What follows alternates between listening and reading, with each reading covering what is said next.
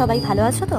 আশা করি দোল পূর্ণিমা সবার ভালোই কেটেছে। ঘরের নতুন অতিথি কে, সেই পার্ট 1 যারা যারা দেখেছো তারা নিশ্চয়ই জানতে চাও অতিথি কারা। তাহলে চলো অপেক্ষা না করে দেখা যাক নতুন অতিথি কে।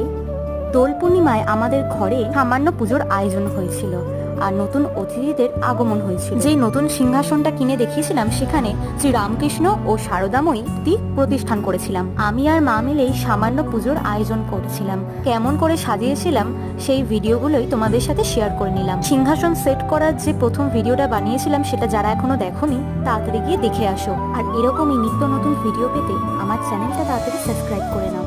দেখে বলো তো কেমন লাগছে আমার সাজানোটা। কিছু ফল প্রসাদ ও সন্দেশ সিন্নি দিয়ে প্রসাদের আয়োজন করেছিলাম। রাস পূর্ণিমার দিনে আমার ঘরের লক্ষ্মীর সাথে আমি কিভাবে দোল খেলেছিলাম সেটাও দেখে নাও। কেমন লাগছে কমেন্ট করে জানাতে ভুলবে না। আজকের মতো এখানেই শেষ, দেখা হবে পরের কোনো এক ভিডিওতে। সবাই ভালো থেকো।